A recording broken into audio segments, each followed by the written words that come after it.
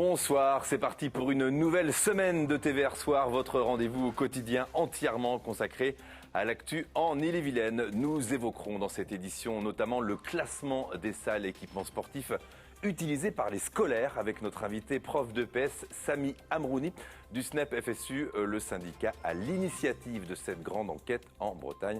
Et on enchaîne avec notre invité, c'est Samy Amrouni du SNEP Bretagne. Bonsoir. Bonsoir. Vous représentez ce syndicat des professeurs d'EPS et vous avez réalisé donc une grande enquête qui fait l'état des lieux des salles de sport en Bretagne utilisées par les scolaires sur les temps donc d'EPS. Alors, il y a de très bons équipements en Ille-et-Vilaine, mais aussi des gymnastes dans un sale état. C'est une enquête d'envergure très crédible. Combien d'équipements ? 255 salles. Sur quels critères ? Alors, plusieurs critères. 255 salles, je rappelle, sur 311 établissements. Donc en Bretagne. En Bretagne, toute l'académie. Donc, pour plus de 82% des établissements, on a réussi à avoir cette enquête avec des déclinaisons par département. Et on a 3 critères principaux. Le premier, c'est la fonctionnalité. C'est le plus important. Quand on dépense des millions pour faire une salle, le but, c'est qu'elle serve au maximum de personnes possible et dans des bonnes conditions. Donc, nous, en tant que prof de PS, on a des critères sur la fonctionnalité pour que ce soit adaptable, pour qu'on puisse pratiquer avec des effectifs qui sont ceux des scolaires, c'est-à-dire à 30 voire plus. Et puis, il y a d'autres critères qu'on a mis en route aussi. L'accessibilité. Est-ce que c'est accessible aux élèves en situation de mobilité réduite? Est-ce que c'est loin des établissements? Et le caractère après santé, sécurité, écologie. Parce que l'écologie, on ne peut pas construire des équipements sans en tenir compte. Et puis parce que c'est les critères qui fondent un score synthétique qu'on a appelé le Gymnascore et qui nous permet d'identifier justement la qualité des salles en Bretagne. Alors en Ille-et-Vilaine, sur le podium, on trouve les salles d'Ureux, de Bain-de-Bretagne ou encore de Dinard. Est-ce que ce sont nécessairement des salles récentes où il y a des rénovations ou des salles dont l'entretien est efficace ? Alors, il n'y a pas de règle en fait qui s'applique partout, parce que et c'est notamment l'intérêt pour nous d'avoir fait cette étude, c'est que l'année de construction elle est importante pour certaines normes et notamment on parlait des normes écologiques de confort thermique, mais il y a d'autres aspects qui sont pas liés en fait forcément à ces normes, mais qui sont liés à la réflexion en amont.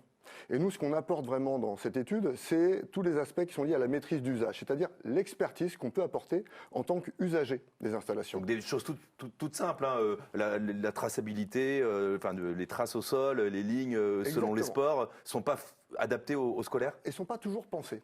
Et j'insiste bien, pas toujours. Alors, ce qui est quand même dommage, c'est que dans notre enquête, on voit que plus de 50% des salles sont en situation d'urgence, c'est-à-dire avec un score très faible sur la fonctionnalité. Je donne un exemple. La salle Récipon pour Clenay, où le sol a été refait. Quand ils ont refait le sol, ils n'ont pas mis les réservations pour les poteaux de volet, c'est pas le bon diamètre, les collègues peuvent plus faire de volet depuis 1 an. C'est un exemple, c'est pas toujours comme ça, mais clairement, il y a cet aspect-là qui peut être récent et pourtant pas adapté à la pratique scolaire.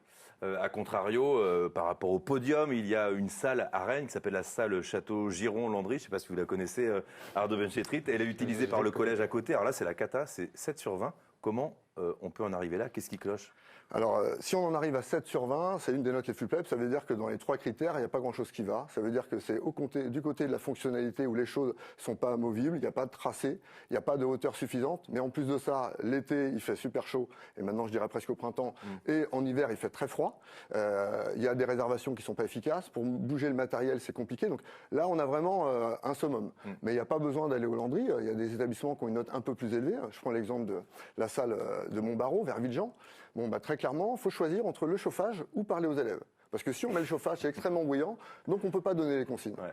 Et donc voilà, on est face à ces incohérences qui nécessitent des travaux de rénovation, mais aussi qui nécessitent d'entendre en fait les paroles des personnels qui l'utilisent, et pas uniquement des directions d'établissement, qui donc c'est pas le métier, et donc qui parfois ne voient pas ces éléments-là.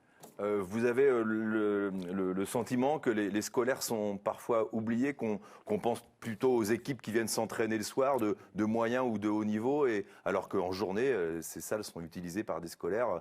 On arrive à 30 dans un vestiaire et non pas par une petite équipe de 7 ou 8 de volley. Alors, je ne vais pas dire qu'on oublie. Par contre, c'est évident que quand on voit des salles qui sont récentes, avec un seul tracé, et puis des vestiaires qui sont effectivement tout petits, sans bureau PS, sans rangement pour du matériel autre, évidemment, il y a eu un raté ici. Sans parler de ne pas penser aux élèves, en tout cas, ce qui est sûr et certain quand on voit une salle sur 2 qui est en état d'urgence, c'est que c'est insuffisamment pensé. Et c'est la raison pour laquelle nous, on fait quelques propositions. Et dans nos propositions, notamment, on met tout en œuvre pour qu'avant la construction, avant la rénovation, il y ait à chaque fois la consultation. Mais ça coûte cher une salle. Ça coûte cher, tout à fait. Mais ça coûte cher de ne pas en faire ou de ne pas la rénover. Parce que quand on voit le décret tertiaire ou la loi Elan 2019, c'est 80% des gymnases et piscines qui doivent être rénovés d'ici 2030. 80%. Bon. C'est quoi une salle de sport éco-responsable? C'est une salle, idéalement, qui soit passive, à minima, ou qui permettent de générer de l'électricité.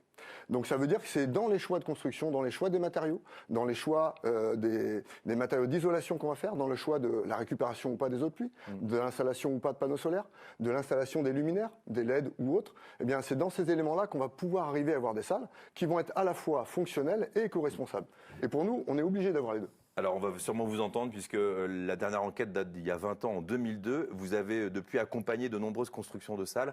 Et les salles qui vous ont entendu sont maintenant dans le top 3 ou dans le top 10 des salles en fonctionnement depuis la dernière enquête. Donc, je pense que on va faire gaffe à ce que vous avez pu conclure après cette grande enquête réalisée. Alors, on s'est disponible sur le site SNEP FSU. Tout à fait. Sur le site SNEP FSU, vous trouverez le bilan avec les résultats, nos propositions. Commune par commune. Voilà, commune par commune, département par département. Et le travail commence aujourd'hui avec les départements pour arriver justement à repartir sur des bases plus efficaces. Merci Sami Amrouni du syndicat SNEP FSU. On reste dans le sport, en extérieur.